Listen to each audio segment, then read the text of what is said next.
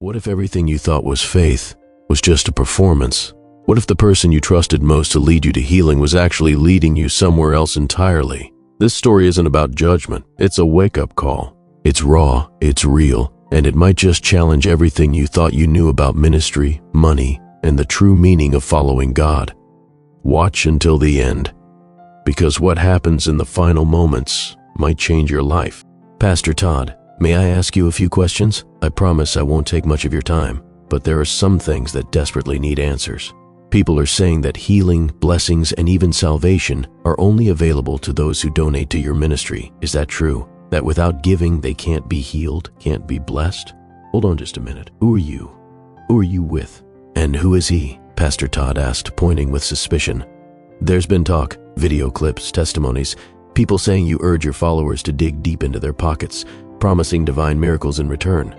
Is that what's really happening? No, stop right there, he snapped, raising his hand. I know your type. You show up uninvited, stick a camera in someone's face, twist their words, and edit everything to fit your little narrative. Well, that won't work with me, not today. I'm only here to ask questions, she replied, her voice calm but firm.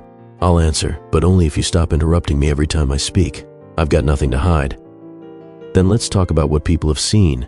You riding in luxury cars, dining in 5-star restaurants, flying private jets, all funded by the very people who believed in your ministry, many of them living paycheck to paycheck. How do you justify that? Step back from the car, he said sharply. This paint job wasn't cheap, and I don't need anyone putting a scratch on it. Then with an air of righteous indignation, he added, the Lord is not afraid of wealth. We use resources to expand the kingdom. I'm not here to play small, I'm here to reach souls. And don't you dare compare me to that viral preacher video online. That was pure slander. I'm not him, and you're not going to twist my words into a mockery. But Pastor Todd, many of your followers gave everything they had. Some even emptied their life savings because you told them healing would follow their offering. But it never came, and now they're left with nothing. How do you sleep at night? He looked away for a moment. Lord, give me strength, he murmured, the arrogance beginning to fade from his voice. This is about faith. If people truly believe, they'll be blessed. The money, the donations, they help us do God's work across the globe. Maybe you should check your own heart before coming here dressed up, thinking you're the moral police. She took a breath. Do you remember Amanda Lopez? He blinked. That name doesn't ring a bell. She was my mother. Silence. She believed in you. She trusted your promises. She gave every dollar she had, hoping for a miracle, hoping to live, and she died. His expression darkened. That's enough. You need to back off, right now. He turned his back and walked toward the restaurant entrance. The confrontation was over, or so he thought. Waiter! He barked the moment he sat down. This steak looks like it's been sitting under a heat lamp since breakfast. And where's my sauce? Also, this napkin smells weird. Is this someone else's lipstick? Get me another one.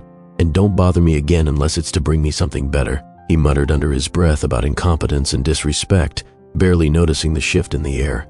The noise of the restaurant faded, the colors drained, the lights dimmed, and then silence. Holy. Complete. Before him stood a presence, brilliant, glorious, and impossible to describe. He fell to his knees. Lord, you're real. I always believed this day would come. But am I dead? You call me Lord, Todd, the voice answered, calm but heavy with sorrow.